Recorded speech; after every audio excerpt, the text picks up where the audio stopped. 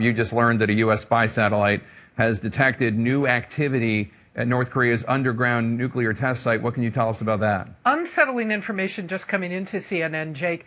U.S. officials are telling us that the spy satellites have detected fresh activity at North Korea's underground nuclear test site. Activity at tunnel entrances, the tunnels where underneath there might be a nuclear device for a sixth North Korean nuclear test.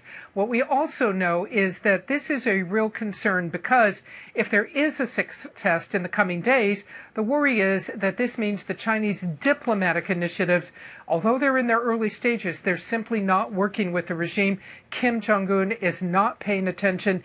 U.S. military commanders have updated military options if there is a nuclear test to present to President Trump. We want to hasten to add no indication that the president's about to order military action. It's always the same problem in North Korea. Can you really get to the targets? And what would North Korea do? Would it unleash against South Korea?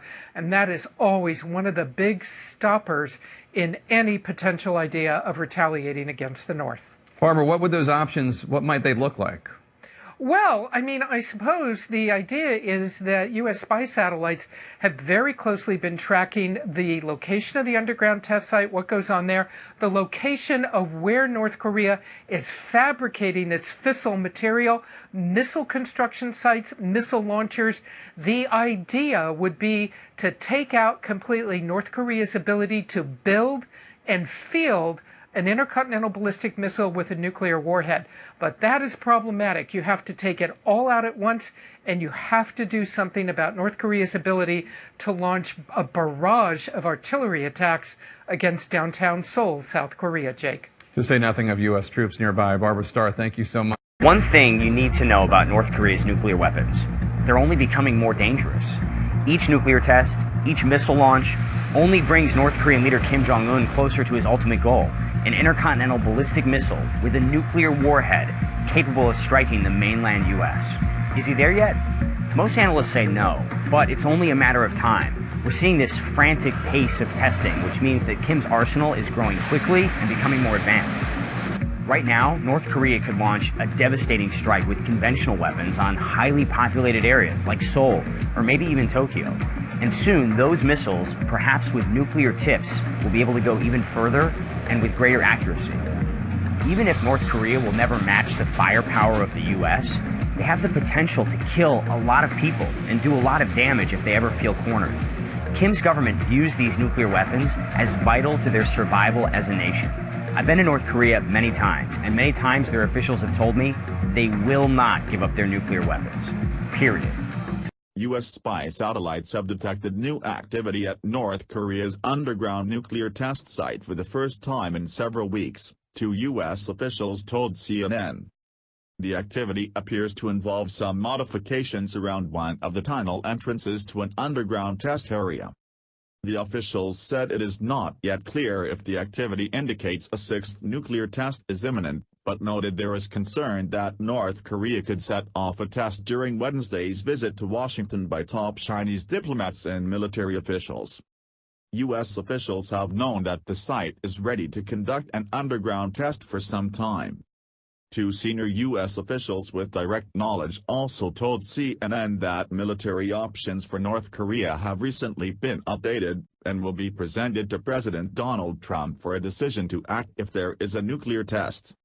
However, there is no indication whether any military response would actually happen. U.S. officials told CNN that if a sixth nuclear test by North Korea were to occur, it would be clear that the existing pressure by China on North Korea is not working. However, other senior U.S. officials said the administration's policy hinges on pressuring North Korea through China. Trump has often cited China, North Korea's longtime ally, as a key player in U.S. efforts to rein in North Korea's quest to develop long-range nuclear missiles.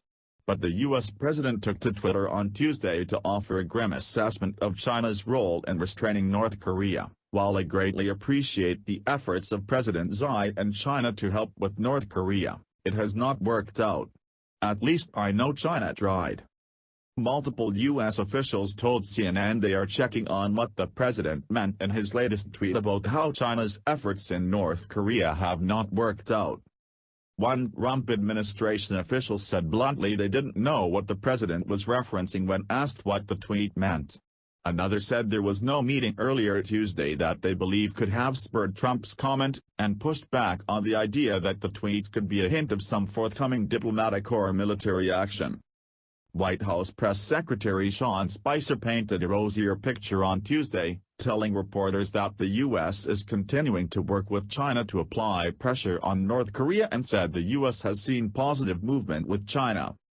The U.S. will continue to work with them and others to put the appropriate pressure on North Korea to change the behavior of this regime, Spicer said.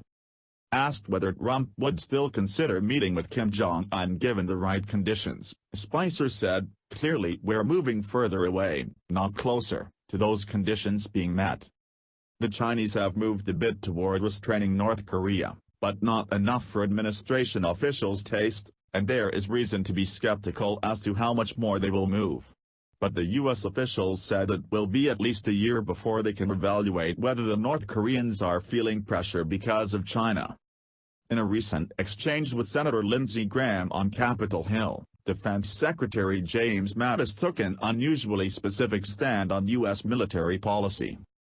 Graham asked, "Is it the policy of the Trump administration to deny North Korea the capability of building an intercontinental ballistic missile that can hit the American homeland with a nuclear weapon on top?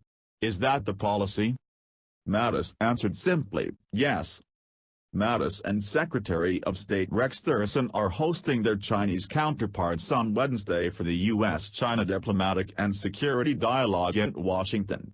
At the bilateral talks tomorrow, officials say the U.S. is looking to use trade as a weapon with China to put more pressure on North Korea.